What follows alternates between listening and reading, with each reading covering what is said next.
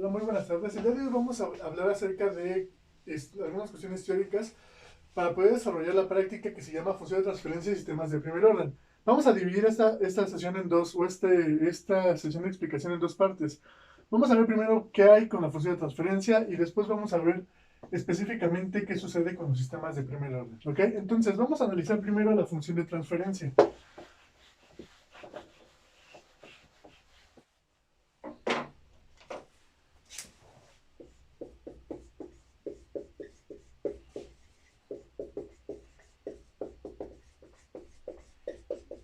Función de transferencia. La función de transferencia es una forma de poder expresar matemáticamente el modelo matemático de un sistema.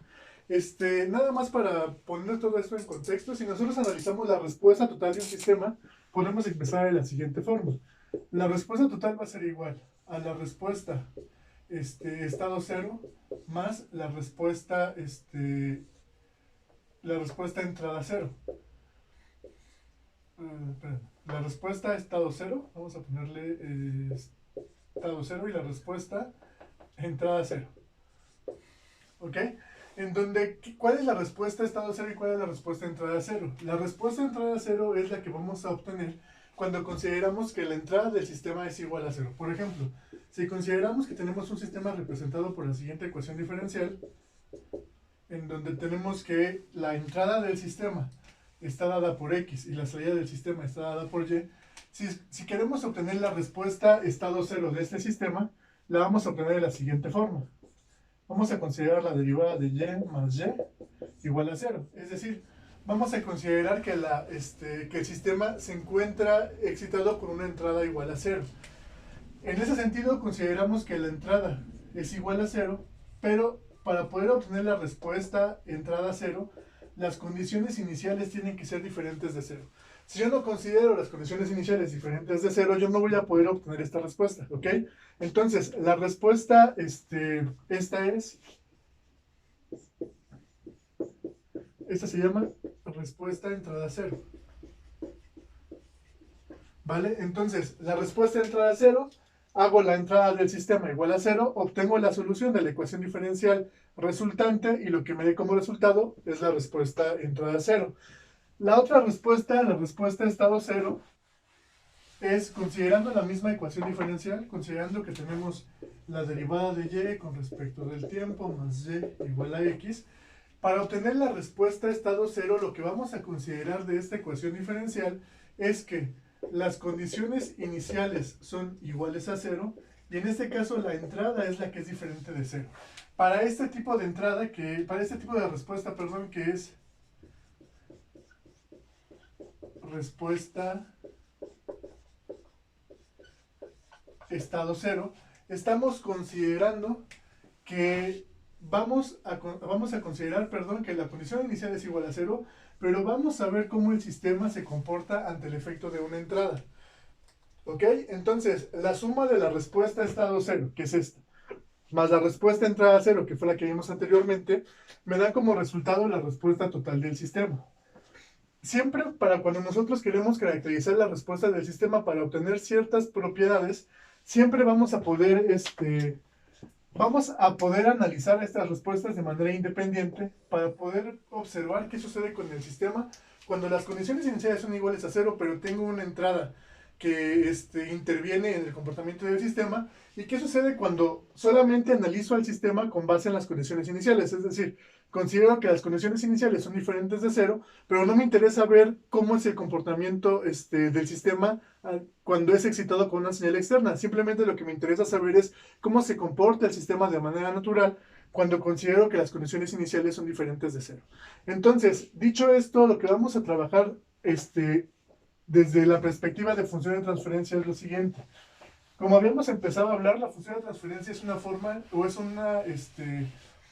un modelo matemático que me permite obtener ciertas propiedades del sistema. Vamos a partir de lo siguiente. Vamos a considerar que tenemos un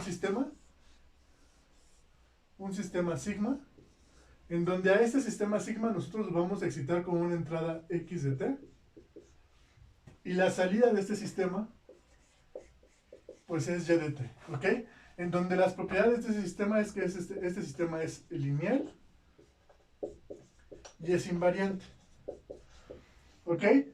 Para obtener la noción de función de transferencia, lo que vamos a hacer es lo siguiente. Vamos a obtener una relación entre la señal que obtengo a la salida y la señal que obtengo a la entrada. Es decir, voy a obtener una relación entre y de t y entre x de t. Ya esto yo lo puedo llamar como función de transferencia. ¿Ok? Aquí déjenme hacer una pequeña observación. Esto en realidad no es una función de transferencia. Simplemente me sirve para poder analizar el concepto de manera general. ¿Por qué no es una función de transferencia? Porque ambas señales se encuentran terminadas en función del tiempo. Para que yo pueda analizar una función de transferencia, ambas señales tienen que estar en el dominio de Laplace. Pero vamos a dejarlo como una generalidad de que la función de transferencia la puedo yo encontrar entre la relación que existe entre la salida del sistema y la entrada del sistema. ¿Ok? Entonces, teniendo esto en cuenta, vamos a analizarlo desde otra perspectiva. Vamos a considerar que tenemos exactamente el mismo sistema. Tenemos un sistema sigma, en donde tenemos una entrada, donde esta entrada es x de t, y donde esta salida es y de t, ¿vale? Pero ahora no me interesa que sea una entrada cualquiera, ¿vale? Me interesa que sea una entrada específica. Me interesa que x de t sea igual a delta de t, que es un impulso. Y entonces lo que voy a obtener a la salida va a ser una señal h de t, que es la respuesta a impulso.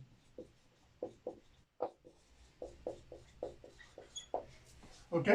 Entonces, teniendo en cuenta que si yo excito a un sistema con un impulso unitario, a la salida del sistema voy a obtener esta respuesta a impulso. ¿Vale? Nosotros podemos caracterizar a esta respuesta a impulso a través de otra operación, que es la convolución. En este sentido podemos tener lo siguiente.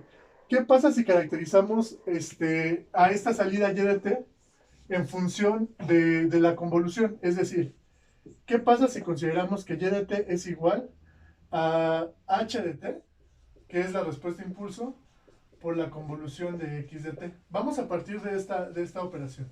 ¿Ok? ¿Conozco yo y de t? Pues no, en realidad yo no conozco y de t. Mi objetivo es encontrar esta respuesta del sistema. ¿Conozco yo h de t? Pues sí la puedo conocer. ¿Cómo la conozco? Bueno, mi sistema lo excito yo con una entrada a impulso, y a la salida lo que me va a dar como resultado va a ser una respuesta a impulso, que es esa h de t. ¿Y qué diablos es esta x de t? Esta x de t lo que representa es una entrada arbitraria. Entonces lo que tenemos nosotros caracterizado aquí es lo siguiente. Tenemos caracterizada la respuesta del sistema.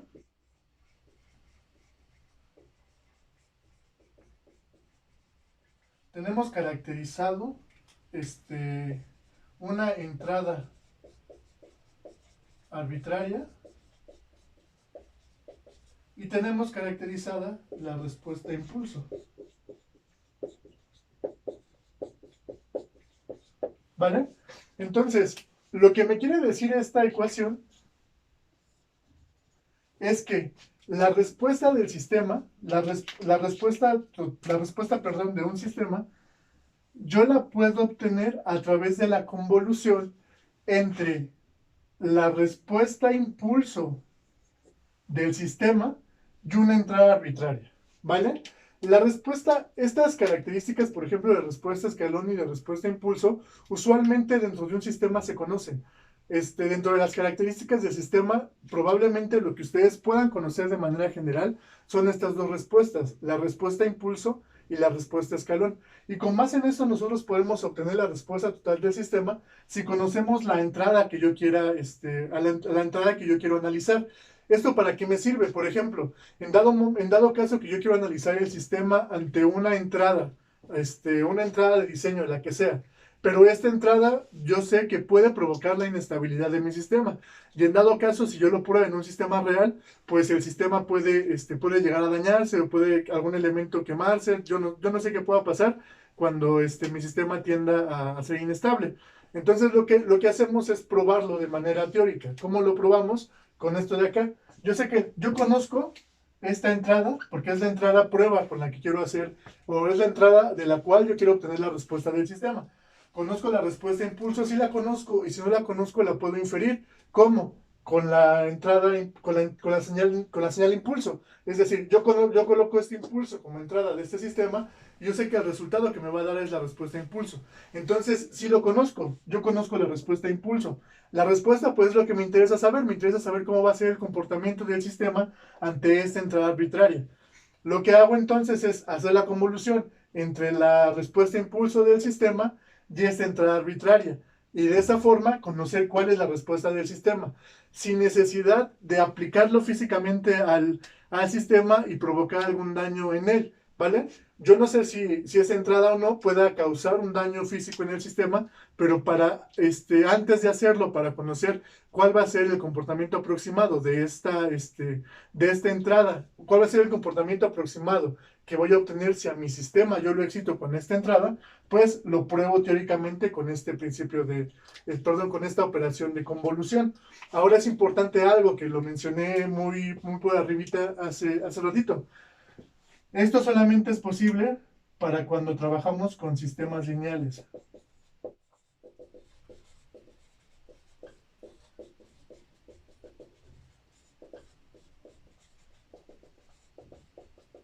¿Vale? Solamente es válido para cuando trabajamos con sistemas lineales. Si el sistema es no lineal, ya no podemos garantizar que esta propiedad se cumpla, ¿ok? Eso quiere decir que, por ejemplo, la convolución se encuentra definida solamente para espacios vectoriales que caracterizan a sistemas lineales. No, la convolución la podemos nosotros ocupar o la podemos emplear para poder hacer operaciones con funciones matemáticas, las que sean.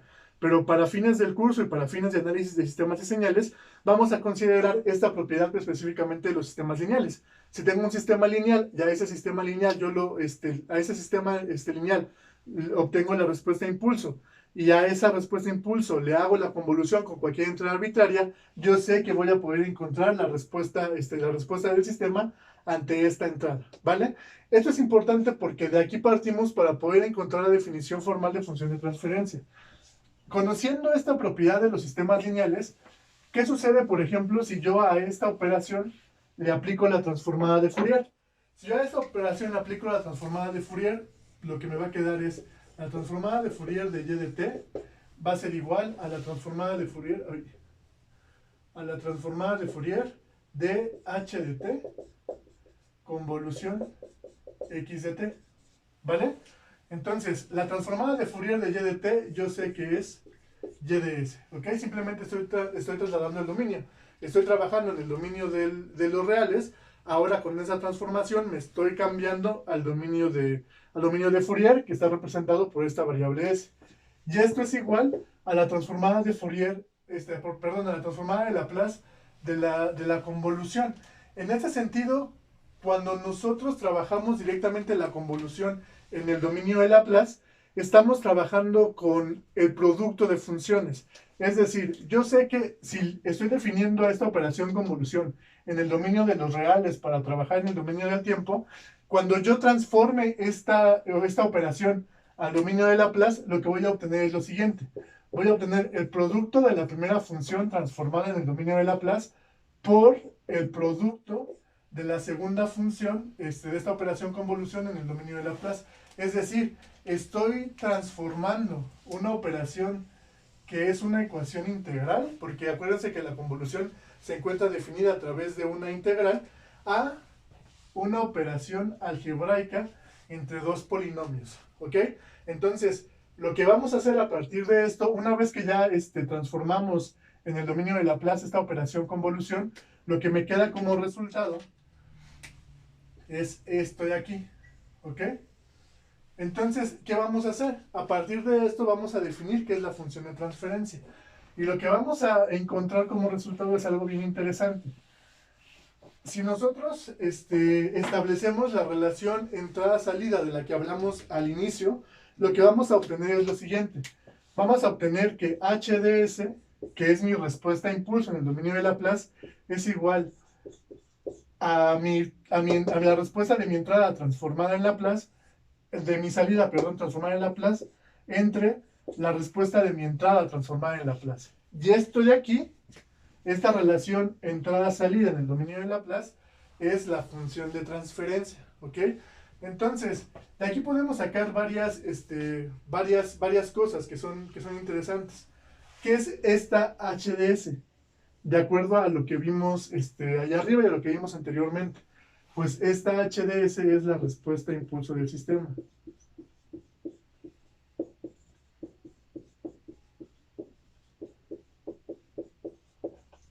Y eso tiene que ver con lo que planteábamos al inicio, que les dije, bueno, tengo una entrada, no tengo una entrada, tengo una salida, si hago la división entre la salida y la entrada, obtengo una relación entrada-salida que puede caracterizarse como función de transferencia, que no era del todo, no es del todo formal, porque no es la definición correcta de función de transferencia por esto.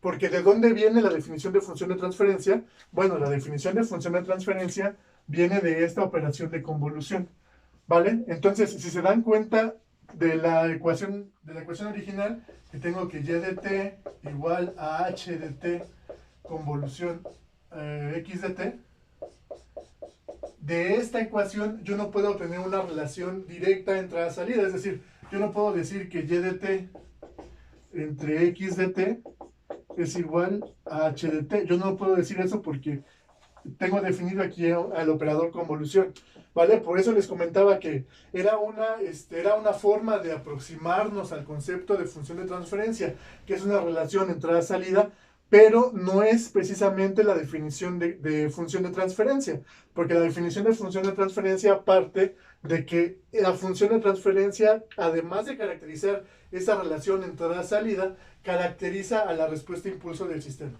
¿Ok? Entonces, sí, la función de transferencia, si es una relación entrada-salida, aquí está, es una relación entrada-salida en el dominio de Laplace también, pero además estamos caracterizando la respuesta a impulso del sistema. ¿Ok? Entonces, la forma correcta de llegar a la definición de función de transferencia es a través de esta operación de convolución. Una vez que transformo la operación en el dominio de Laplace, obtengo esta relación entrada-salida, que es una relación entrada-salida del dominio de Laplace, pero que además caracteriza a la respuesta a impulso del sistema. Y con esto podemos obtener un montón de propiedades del sistema. Esto visto desde la perspectiva entrada-salida, es decir, tengo una entrada, tengo una salida. ¿Qué pasa si yo quiero conocer cuál es el valor del sistema, cuál es el valor de la respuesta de ese sistema ante una entrada arbitraria? Planteo la operación de convolución y sigo manteniendo esta relación entrada-salida, ¿ok? Esto es, digamos que desde un punto de vista de ver al sistema como una cajita negra, que no conocemos bien cuál es la estructura del sistema, solamente conocemos la respuesta, solamente conocemos, perdón, la entrada, solamente conocemos la salida, podemos conocer a través de esa relación entrada-salida la respuesta impulso de acuerdo a lo que vimos, pero nada más, ¿ok? ¿Qué pasa si conocemos la estructura del sistema? ¿Qué es esto de la estructura? ¿Qué pasa si conocemos el modelo matemático del sistema? ¿Qué pasa si conocemos la ecuación diferencial? Si conocemos la ecuación diferencial, tenemos que hacer establecer algunas otras condiciones para que podamos definir bien qué es una función de transferencia. Para eso vamos a suponer que tenemos una ecuación diferencial de orden n, es decir, tenemos una ecuación diferencial expresada de la siguiente forma. Tengo que es la derivada de y de n de y con respecto al tiempo más la derivada, bueno, vamos a ponerle coeficientes, es an más a n menos 1 de la derivada de n menos 1 de y con respecto al tiempo de n menos 1 más punto punto punto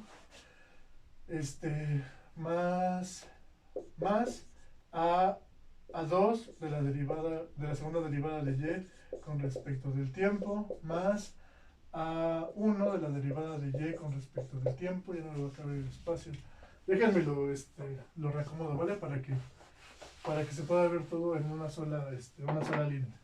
Entonces, otra vez, es a n por la derivada n de y con respecto al tiempo, más a n menos 1 por la derivada de n menos 1 de y con respecto al tiempo de n menos 1, más punto punto punto más a 2 por la segunda derivada de y con respecto al tiempo, más a 1 por la derivada de y con respecto al tiempo, más a 0 por y igual a b0 por x. Vamos a dejarlo de esta forma, ¿ok? Aquí también me gustaría hacer una observación. Esta esta parte que corresponde a la entrada también puede ser una parte donde tengamos muchas derivadas. Vamos a ponerlo. Más B1 por la derivada de X con respecto del tiempo, más punto, más más Bn de la derivada de X, de la derivada n de X con respecto al tiempo. Tenemos esta ecuación diferencial, ¿ok?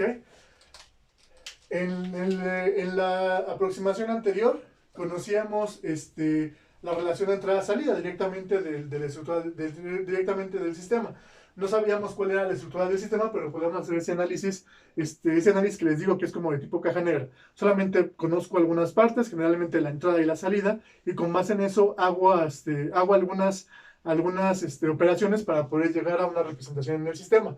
En este caso, conocemos la estructura del sistema, conocemos el modelo matemático dado por medio de ecuaciones diferenciales, en donde en este caso específico X va a ser mi entrada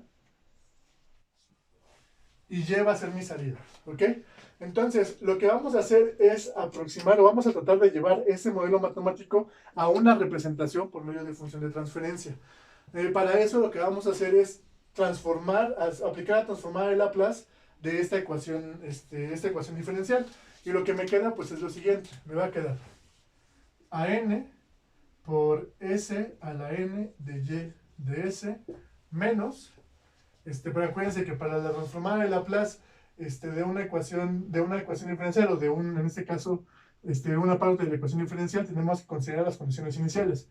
Me quedará s a la n de y de s menos s a la n menos 1, s a la n menos 1 de la primera condición inicial, de y a la n menos 1, menos s a la n menos 2 de la segunda condición inicial, así hasta menos s, no es cierto, menos y de 0, ¿ok? Después al siguiente, me queda más a la n menos 1 de s a la n menos 1 por y de s, menos las condiciones iniciales. Le voy a poner puntos suspensivos, pero son muy similares. Me voy a ir directamente nada más con la última condición inicial. Pero aquí en estos puntos suspensivos van todas las condiciones iniciales asociadas a esta derivada n-1. Más a 2 de s cuadrada. Más punto. Y aquí van todas las transformaciones que deberían de ir aquí, más s cuadrada de y de s, menos, aquí sería s por y' de 0, menos y de 0. Después, más a 1 de s de y de s, menos y de 0, de esta de acá, más a 0 de y de s, igual a B0 de X de S más B1 de S por X de S menos S por X0, ¿no es cierto? Menos X0 más punto, más, aquí sería B de N de S a la N de X de S menos las condiciones iniciales, ¿vale? Que sería aquí X0, punto. Ahí está. Ya tenemos transformada a esta ecuación diferencial. Transformamos por medio de la transformada de Laplace esta ecuación diferencial y como resultado obtuvimos esta otra ecuación diferencial. ¿Ok? Perdón. Hicimos la transformada de esta ecuación diferencial y como resultado obtuvimos esta ecuación algebraica. ¿Ok? Ahora, ¿qué sucede con esta ecuación? Si nosotros quisiéramos obtener la respuesta total del sistema, lo que haríamos sería considerar todas las condiciones iniciales y resolver para y de s, ¿ok? Armamos un polinomio, armamos un polinomio en función de las condiciones iniciales y lo que me va a quedar como resultado lo antitransformo y con eso puedo obtener el valor de y de t para todas esas condiciones iniciales con una entrada específica dada. La función de transferencia caracteriza a la respuesta de impulso. Eso lo vimos hace un ratito. Eso quiere decir que la función de transferencia caracteriza la respuesta específica del sistema ante una entrada específica. ¿Qué entrada específica? El impulso unitario. El impulso, ¿esto qué significa? Esto significa que estoy obteniendo la respuesta del sistema para una entrada. ¿Qué tipo de respuesta estoy obteniendo? Estoy obteniendo la respuesta estado cero. Entonces, como estoy obteniendo la respuesta estado cero, ¿qué tiene que suceder con las condiciones iniciales? Como voy a obtener la respuesta estado cero del sistema, las condiciones iniciales para obtener la función de transferencia tienen que ser iguales a cero. Entonces, todas estas condiciones iniciales son cero. 0, 0, 0, 0, 0, 0, 0, 0, 0. Todas las condiciones iniciales son iguales a 0. ¿Ok? ¿Por qué las condiciones iniciales son iguales a 0? Porque estoy obteniendo la respuesta estado 0 del sistema. ¿Ante qué entrada estoy obteniendo la respuesta estado 0? Quiero caracterizar la respuesta impulso. Entonces estoy obteniendo la respuesta estado 0 ante una entrada impulso, ¿vale? Acuérdense que todo esto gira alrededor de caracterizar la respuesta impulso del sistema. Entonces, como estoy trabajando o quiero trabajar directamente con la respuesta estado 0, todas las condiciones iniciales consideradas aquí tienen que ser iguales a 0. ¿Ok? Entonces, si todas las condiciones iniciales son iguales a 0, mi sistema queda representado, esta ecuación algebraica queda representada de la siguiente forma.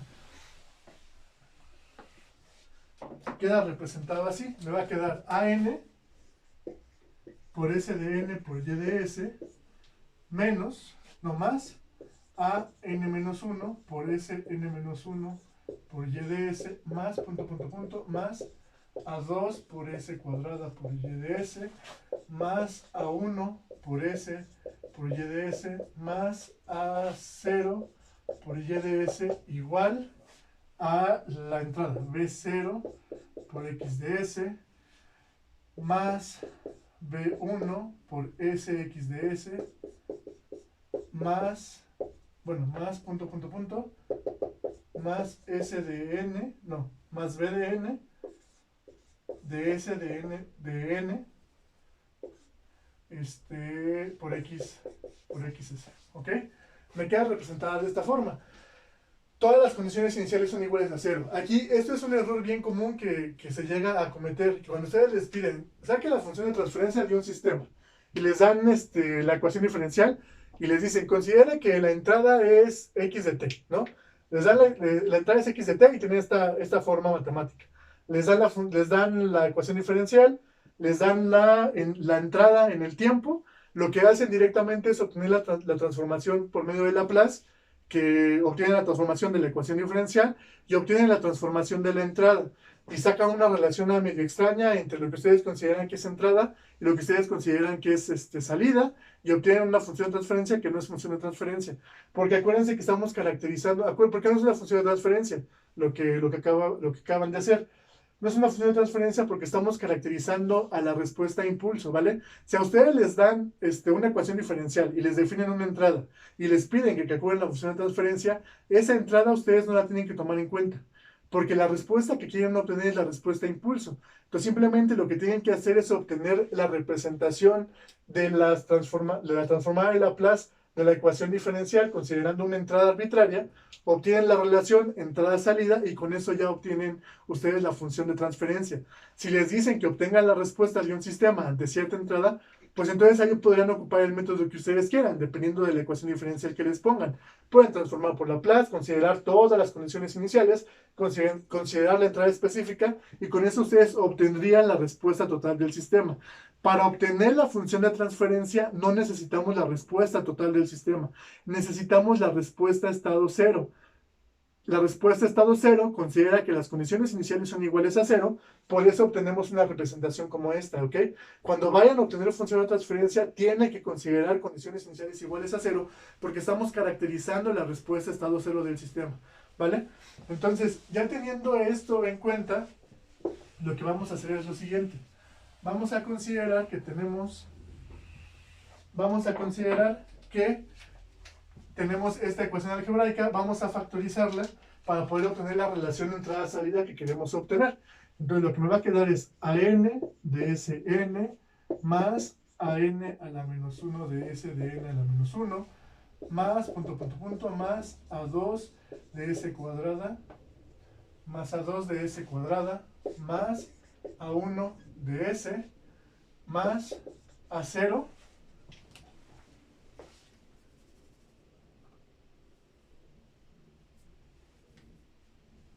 ¿ok? Perdón. Todo esto multiplicado por y de S, ¿vale? Esto es igual a B0 de X de 0, perdón, a B0 más B1 de S más Bn de S a la, bueno,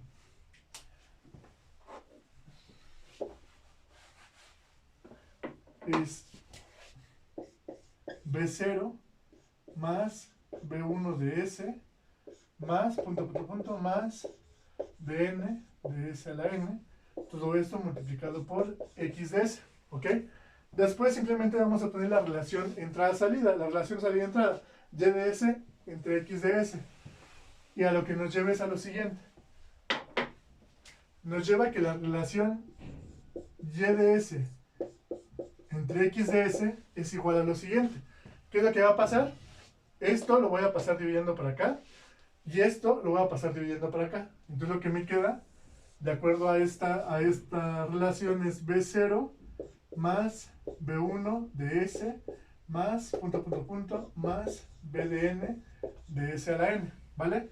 Y abajo lo que me va a quedar es AN de S de N más AN menos 1 de SN menos 1 más más A2 de S cuadrada más A1 de S más A0, ¿ok? Y ya tenemos esta relación que es la función de transferencia del sistema, ¿ok? Esta de aquí ya es la función de transferencia del sistema, ¿vale? Que tenemos una relación entre la salida y la entrada. ¿En qué dominio? En el dominio de Laplace, ¿ok? Y además de ser una función de transferencia, ¿qué otra cosa caracteriza esta relación? Caracteriza la respuesta a impulso.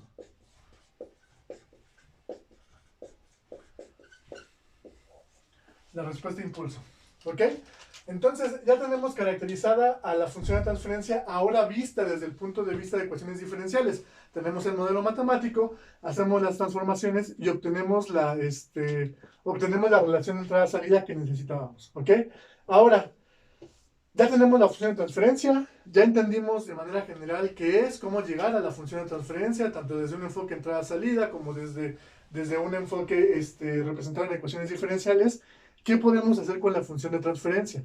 La función de transferencia tiene, digamos que, dos partes, tiene dos aplicaciones específicamente. La primera es obtener propiedades acerca de los transitorios, como lo vemos con los valores característicos en ecuaciones diferenciales.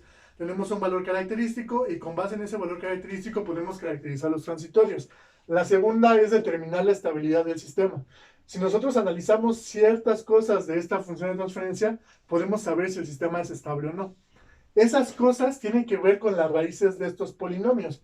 Si nosotros nos damos cuenta, aquí tenemos un polinomio. Tenemos un polinomio de S, y aquí tenemos otro polinomio de S, ¿vale?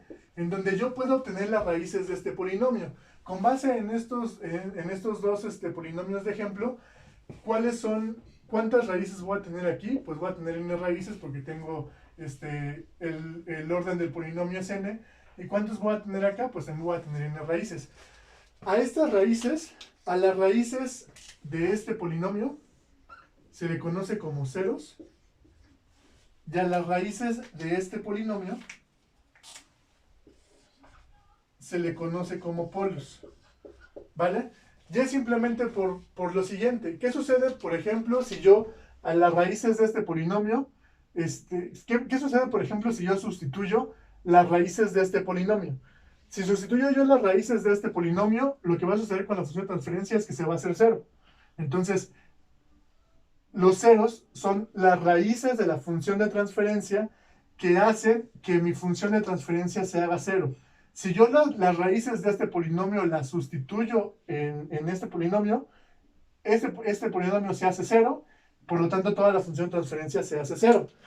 ¿Qué sucede con los polos? ¿Qué pasa si yo sustituyo las raíces de este polinomio aquí? Si yo sustituyo las raíces de este polinomio en este polinomio, lo que voy a obtener es que este polinomio se hace cero, pero la función de transferencia, ¿cómo se hace? Tiende a infinito. Entonces, los polos los vamos a definir como las raíces de la función de transferencia que hacen que este polinomio se haga infinito, o que ese polinomio tienda a infinito, ¿ok? Entonces, los ceros son las raíces de la función de transferencia que hacen que la función de transferencia se haga cero, y los polos son las raíces de la función de transferencia que hacen que esa función de transferencia se haga infinito, ¿vale? Entonces, estos ceros y estos polos me brindan propiedades específicas del sistema.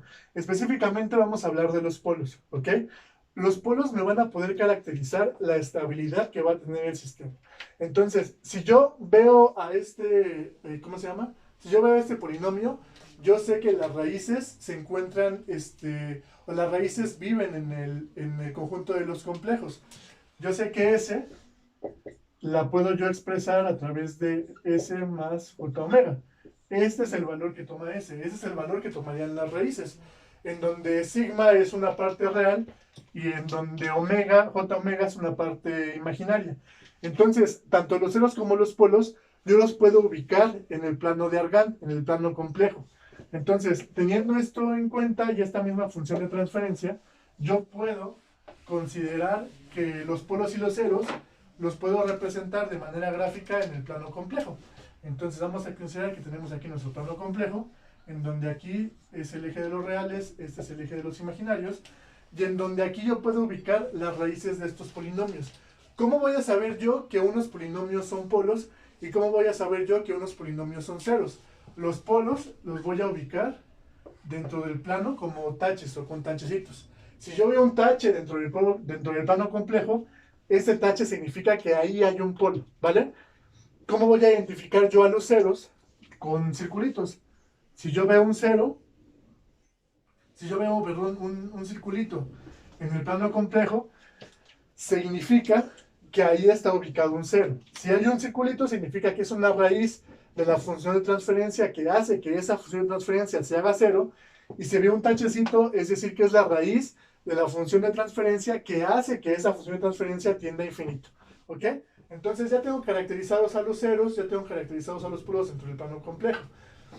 Para poder determinar la estabilidad del sistema con base en los polos, nos vamos a fijar solamente en la parte real de la raíz.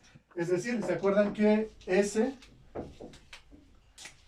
es igual a sigma más J omega? Vamos a fijarnos en esta parte real de esa raíz para poder determinar si un sistema es estable o no. Y tenemos tres tipos de estabilidad, de acuerdo a la posición de los polos. Si todos los polos, todos los polos se encuentran en el semiplano izquierdo, de este lado, quiere decir que mi sistema es estable. ¿Esto qué significa? Eso significa que si mi polo tiene parte real negativa, entonces mi sistema es estable, ¿vale? Si el polo tiene parte real negativa, el sistema es estable. Si el polo se ubica en el semiplano izquierdo del plano complejo, perdón, ya lo dije mal. Si el polo tiene parte real negativa, significa que el sistema que estoy analizando es estable. Si el polo tiene parte real negativa, significa que el sistema que estoy analizando es estable. Si el polo se encuentra ubicado en el semiplano izquierdo del plano complejo, significa que el sistema es estable, ¿vale? ¿Qué sucede si el polo tiene parte real positiva? Si el polo tiene parte real positiva, se encuentra de este lado, ¿vale? Y entonces, si el polo tiene parte real positiva, yo voy a decir inestable, que mi sistema tiene propiedades de inestabilidad. Si al menos, por ejemplo, en este caso, ¿cuántos polos tenemos? N polos. Si los n polos se encuentran en el semiplano izquierdo, es decir, si los n polos tienen parte real negativa, entonces el sistema que caracteriza esta función de transferencia es estable. Si al menos uno de esos polos, se encuentra en el semiplano izquierdo, entonces ese sistema es inestable, ¿ok? Con que uno de los polos, uno de los n polos, se encuentre en el semiplano izquierdo, entonces yo puedo considerar que ese sistema tiene un comportamiento inestable, ¿ok? Entonces ya caracterizamos esta parte de estabilidad, ya caracterizamos esta parte de inestabilidad. ¿Y qué sucede, por ejemplo, si mi polo tiene parte real 0? Si el polo tiene parte real 0, significa que vive, habita, se encuentra. Ay, este es un polo.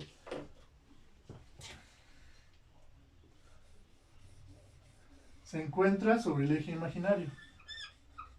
¿Ok? Entonces, a este tipo de estabilidad se le conoce como estabilidad marginal.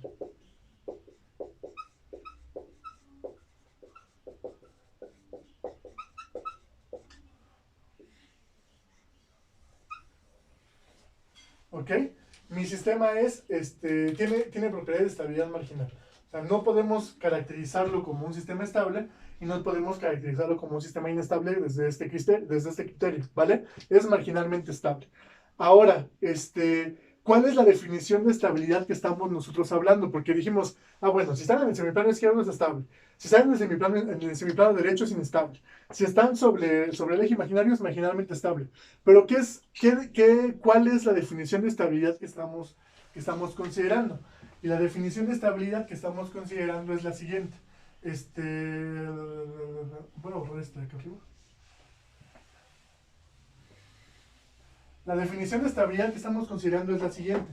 Vamos a considerar que tenemos el sistema visto desde el enfoque entrada-salida. Tenemos el sistema sigma, donde a este sistema lo estamos excitando con una señal x de t, y este sistema me va a dar como salida una señal y de t. ¿Ok? Si esta entrada es acotada, y cuando esta entrada excita a este sistema y la salida me da acotada, el sistema con el que estoy trabajando es estable. Y entonces seguramente los polos que caracterizan a la función de transferencia de ese sistema se encuentran en el semiplano izquierdo. ¿Ok? No seguramente. Los polos que caracterizan a esta función de transferencia se encuentran en el semiplano izquierdo. ¿Vale? Si mi entrada es acotada y mi salida es acotada, el sistema es estable, entrada acotada, salida acotada. Y eso significa que los polos del sistema se encuentran, los polos de la función de transferencia se encuentran en el semiplano izquierdo. ¿Qué sucede si mi entrada, perdón? Bueno, no, vamos a dejarlo de la misma forma. ¿Qué sucede si mi entrada es acotada, pero mi salida no es acotada? Si mi entrada es acotada y mi salida no es acotada, entonces estoy diciendo que mi sistema no es entrada acotada, salida acotada. Mi sistema es inestable, ¿ok? Eso significa que los polos del sistema se encuentran ya sea sobre el eje imaginario o en la parte derecha del plano complejo, ¿ok? Entonces, si mi entrada es acotada y mi salida no es acotada, mi sistema no es inestable, mi sistema no es estable, perdón. Si tengo una entrada acotada y la salida no es acotada, mi sistema es inestable. Eso significa que por lo menos, al menos uno de los polos del sistema se encuentra en el semiplano derecho, ¿vale? ¿Esto qué relación tiene con lo que ven ustedes en solución de ecuaciones diferenciales? Acuérdense que estamos trabajando con una raíz que tiene una parte real. Esto significa que la parte real yo la puedo expresar en la solución como e a la menos sigma de t. Como e a la sigma de t. Si este sigma es negativo, entonces cuando el tiempo tiende a infinito, este valor tiende a cero. Si sigma es negativo, cuando el tiempo tiende a infinito, este valor tiende a cero, ¿ok? Este valor tiende a cero, entonces solamente tendríamos el efecto de nuestra entrada acotada. ¿Qué pasa cuando el sigma, en este caso vamos a poner por acá, e a la sigma de t. ¿Qué pasa cuando sigma de t es positivo? Cuando sigma de t es positivo, cuando el tiempo tiende a infinito, este valor tiende a infinito. ¿Ok? Entonces, si mi entrada es acotada, por el efecto de esta función, mi salida no va a ser acotada. Por lo tanto, el sistema con el que voy a trabajar es un sistema inestable. En este caso, si mi entrada es acotada, como este término tiende a cero, como este término tiene una sigma negativa, como ese término tiene una sigma negativa, cuando el tiempo tiende a infinito y ese término tiende a cero, la entrada, y la entrada es acotada, la salida va a ser acotada, porque ese término va a tender a cero. Entonces, como ese término tiende a cero, solamente voy a tener el efecto de la entrada acotada con la que estoy trabajando. Y como esta entrada es acotada y mi sistema es estable, la salida va a ser acotada, ¿ok?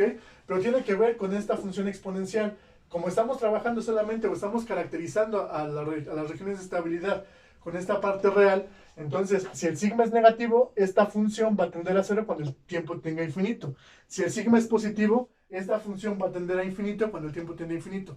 Por eso, cuando yo excito a mi sistema con una entrada acotada, la salida me va a dar no acotada, por ese término que tengo aquí. ¿Ok? Entonces, ya que vimos un poco acerca de la, ¿cómo se llama? De la estabilidad, vamos a, ya vimos cómo ubicarla, ya vimos cómo, cómo se define la estabilidad, algunas características, básicas. Vamos a ver algunas cuestiones generales de la función de transferencia. Entonces voy a permitirme borrar todo esto. Y vamos a enunciarlas de manera general, ¿ok? Algunas propiedades que debe de cumplir.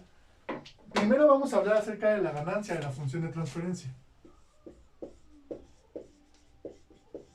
La ganancia de la función de transferencia, acuérdense que la función de transferencia está dada por esto, a h de s entre y de s entre x de s. La ganancia la voy a obtener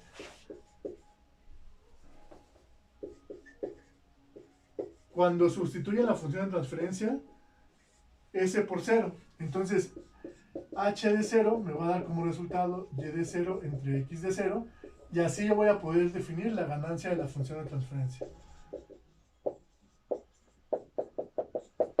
¿Ok? Sustituyo, bueno, en realidad no es que tienda, en realidad es que s igual a 0. Entonces, así obtengo yo la ganancia de la función de transferencia. Polos y ceros. Ya vimos qué son los polos, ya vimos qué son los ceros, pero hay algo interesante que comentar acerca de los polos y los ceros.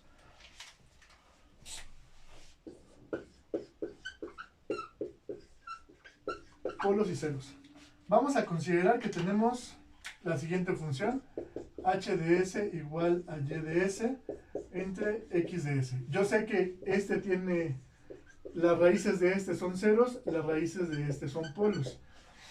Este polinomio tiene un orden, ¿no? Vamos a poner que tiene orden m, y vamos a poner que tiene orden n, ¿ok?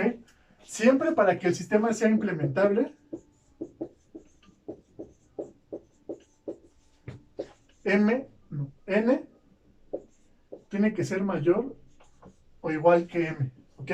Siempre para que sea implementable, el orden del polinomio asociado a los polos tiene que ser de un orden mayor o igual que el polinomio asociado a los ceros, ¿ok? Si todos los sistemas físicos, todos los sistemas físicos cumplen con esta condición. Siempre este valor, el polinomio o el orden, el grado de este polinomio, va a ser mayor al orden grado de este polinomio, ¿ok? Todos los sistemas físicos son implementables, pero hay sistemas en realidad que no son implementables. Y en ese sentido, eso sucede cuando el orden de este polinomio es mayor al orden de este otro polinomio, ¿ok? Entonces, es implementable cuando se cumple esta condición. Entonces, por ejemplo, vamos a poner un ejemplo. Si yo tengo que n es igual a 5 y m es igual a 3, quiere decir que tengo 5 polos. Quiere decir que tengo aquí 5 polos y tengo 3 ceros, ¿ok? Cuando esto sucede, cuando los polinomios son de orden diferente, hay que ponerle un apellido al polo y al cero. Tengo 5 polos finitos y tengo 3 ceros finitos, ¿vale? ¿Por qué ponerles el apellido? Porque siempre en una función de transferencia, siempre, siempre, siempre vamos a tener la misma cantidad de ceros que la misma cantidad de polos. Siempre. Cuando los polos o los ceros aparecen explícitamente en el polinomio, se les llama ceros finitos o polos finitos. En este caso, como el orden del polinomio y de s es 3, pues tenemos 3 raíces, por lo tanto tenemos 3 ceros finitos. Como el orden del polinomio x de s es 5, pues tenemos 5 polos finitos. Si tenemos la misma cantidad de polos que de cero siempre, pues ustedes van a decir, espérate, ahí te hacen falta 2, sí, porque los otros 2 ceros que tiene esta función de transferencia se encuentran en el infinito, ¿vale? Tiene tres ceros finitos que se encuentran caracterizados por este polinomio, pero además tiene 2 ceros en el infinito, ¿ok? Tiene 2 ceros en el infinito, por lo tanto, tenemos 5 polos, que son los dados por este orden, y tenemos 3 ceros finitos y 2 ceros en el infinito, tenemos 5 ceros, ¿ok? Siempre, siempre, siempre todas las funciones de transferencia tienen la misma cantidad de polos y la misma cantidad de ceros. Si, por ejemplo, tenemos aquí, no sé, 15 y tenemos aquí 2, es decir, el orden del polinomio de x de s es 15 y el grado del polinomio de y de s es 2, entonces aquí lo que tenemos,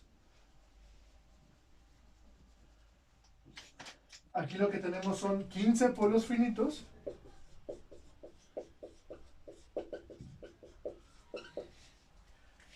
y acá lo que tenemos son 2 ceros finitos, pero los otros 13 ceros que me faltan se encuentran en el infinito. ¿Vale? Pero siempre, siempre, siempre vamos a tener la misma cantidad de polos que la misma cantidad de ceros. ¿Ok? Entonces, creo que de manera general es todo lo que tenemos que abarcar para la función de transferencia. ¿Qué pasa para sistemas de primer orden?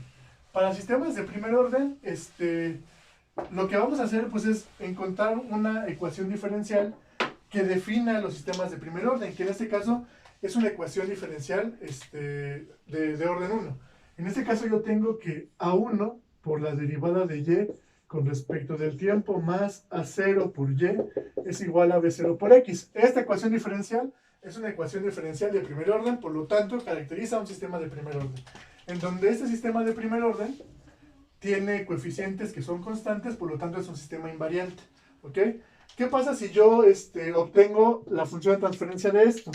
Lo que voy a obtener es lo siguiente. Me va a quedar A1 por y de s por s. Acuérdense que estamos trabajando con la respuesta estado 0, por lo tanto la condición inicial es igual a 0, más A0 por y de s igual a B0 por x de s. Lo voy a juntar y me queda que es A1 por A1 por s, A1 por s más A0, todo esto por y de s, es igual a B0 por x de s. Vamos a poner la función de transferencia y me queda que y de s entre x de s es igual a B0 entre A1 de s más A0, ¿ok? Esta ecuación o esta función de transferencia es una ecuación general para todos los sistemas de primer orden. A lo mejor aquí lo que me hace falta para obtener, digamos que toda la generalidad, es considerar, por ejemplo, más B1 de la derivada de x con respecto de t. ¿Por qué ya no considero más derivadas? Porque estamos trabajando con sistemas físicos que son implementables. Entonces, el orden del polinomio asociado a las salidas tiene que ser del mismo orden del polinomio asociado a las entradas. Entonces, si yo considero aquí otra derivada, ya estará aumentando un orden más el orden de las entradas. Entonces, ya no estaría trabajando con un sistema implementable. ¿Ok? Entonces, siguiendo esto, pues lo que me quedaría nada más sería más B1 por S por X de S. Aquí me queda B0 más B1 de S por X de S. Hacemos ¿cómo se llama? Hacemos esta cruce, bueno, este despeje. Me queda a B0. Me queda B0 más B1 sobre S. Y ahora sí, podemos decir que esa es una forma general que representa a cualquier sistema de primer orden, ¿vale? A cualquier sistema, porque estamos considerando el máximo grupo de sistemas que representan o que pueden ser implementables, caracterizados por una ecuación diferencial de primer orden. Entonces, ya tenemos caracterizada la ecuación diferencial para un sistema de primer orden, en donde se encuentran los ceros de esta función de transferencia. Bueno, se encuentra en B0 más B1 de S igual a 0. Queda, en este caso, queda que es B1 de S igual a menos B0.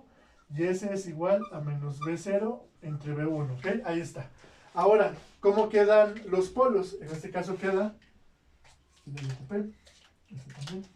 En este caso queda A1 de S más A0 igual a 0. Me queda que es A1 de S igual a menos A0. S igual a menos A0 entre A1. Entonces, aquí se encuentra el polo y aquí se encuentra el 0. ¿Cuántos polos tengo? 1. Es un sistema de primer orden. ¿Cuántos ceros tengo? 1. ¿Vale? Tengo la misma cantidad de polos, la misma cantidad de ceros. ¿Cuál sería la ganancia de esta función de transferencia? La ganancia de la función de transferencia pues quedaría y evaluada en 0 sobre x evaluada en 0 será igual a 0 más 0 entre... No, aquí no es 0, aquí es B0. B0 más 0 entre 0 más A0. La ganancia sería B0 entre A0, ¿vale? Y ahí ya tenemos, digamos, que las tres características principales que tendríamos que saber que un sistema de primer orden. ¿Qué más podemos obtener? Lo siguiente que podemos obtener sería la respuesta a impulso. ¿Cuál sería la respuesta a impulso del sistema? Acuérdense que las funciones de transferencia ya caracterizan a la respuesta a impulso del sistema. Por lo tanto, en este caso, la respuesta a impulso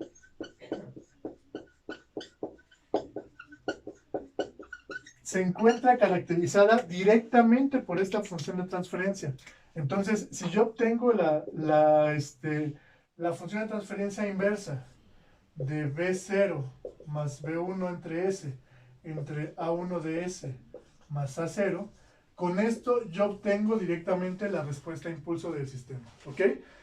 La respuesta escalón, ¿cómo obtengo la respuesta escalón? De acuerdo a esto que tenemos aquí, ya me están pidiendo la respuesta específica para una entrada específica. Lo que tenemos que hacer es lo que venimos haciendo desde ecuaciones diferenciales. En este caso, la respuesta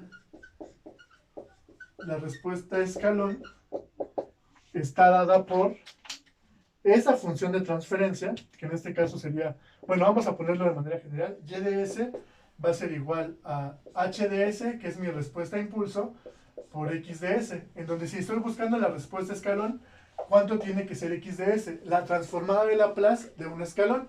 Entonces, esto sería h de s por 1 sobre s. Y esto de aquí representa la respuesta escalón del sistema. ¿Qué es lo que estamos haciendo o qué estamos haciendo con respecto a la respuesta anterior? Si somos cuidadosos en esto que vamos a hacer, a lo mejor queda mucho más claro cómo obtener la respuesta directamente.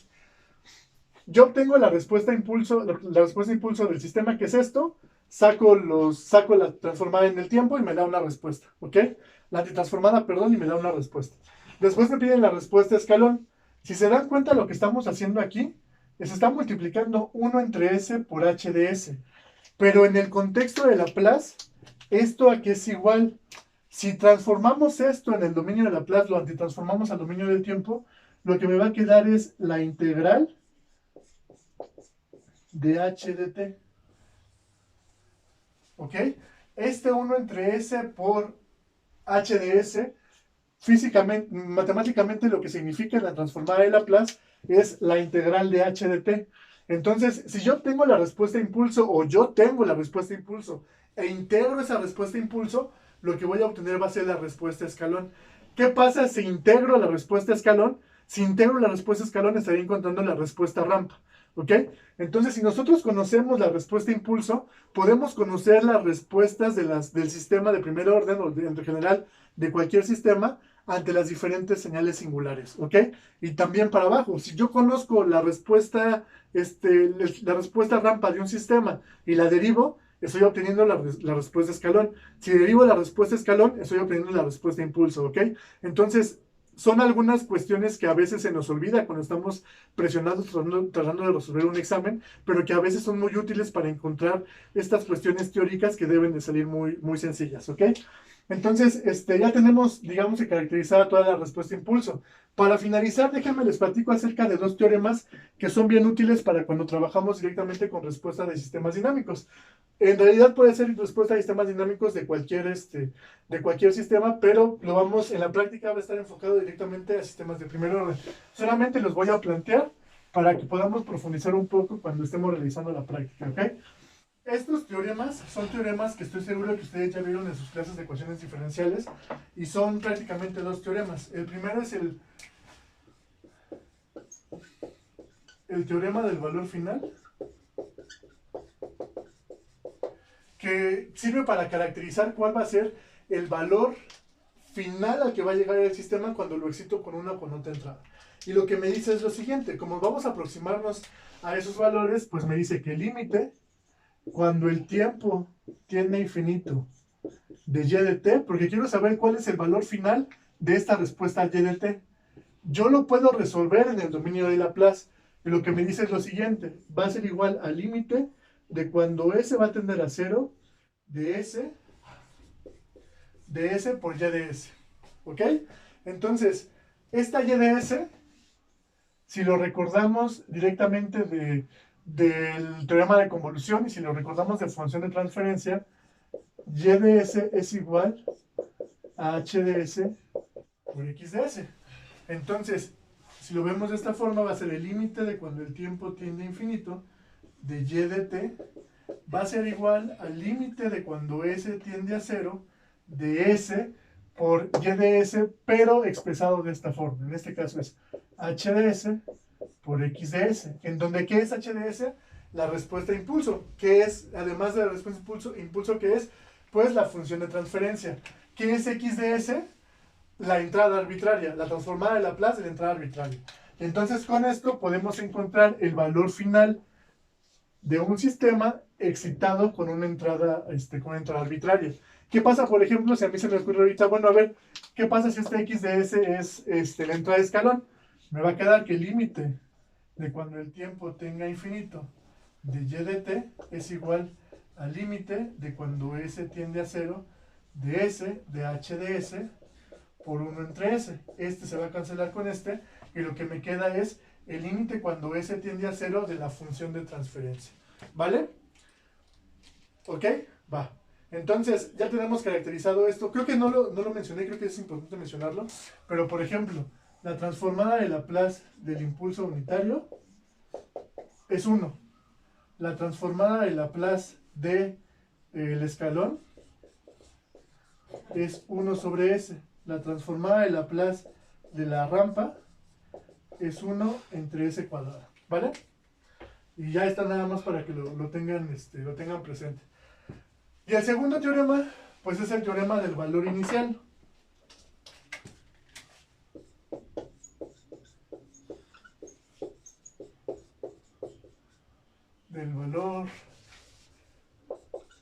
Del valor inicial, ¿vale? Y partimos exactamente de lo mismo. El teorema del valor final me indica a qué valor va a tener una respuesta. ¿Qué me dice el teorema del valor inicial entonces? El valor en donde inicia la respuesta. Entonces lo que tengo es el límite de cuando el tiempo tiende a 0 de y de t, porque quiero saber en qué valor va a empezar. Esto va a ser igual al límite de cuando s tiende ahora a infinito de s por y de s. Si hablamos en términos de función de transferencia, eso me queda como el límite de cuando s tiende a infinito de s por h de s por x de s. Y con eso yo puedo saber cuál va a ser el valor directamente de la entrada al inicio. ¿Cuál va a ser el valor inicial de la respuesta del sistema desde un inicio? ¿Vale? Ok, entonces con esto cerramos esta parte teórica. En la parte práctica a lo mejor vamos a ahondar un poquito más en ciertos conceptos, pero por el momento vamos a dejarlo hasta aquí, ¿vale? Muchas gracias, muchas gracias.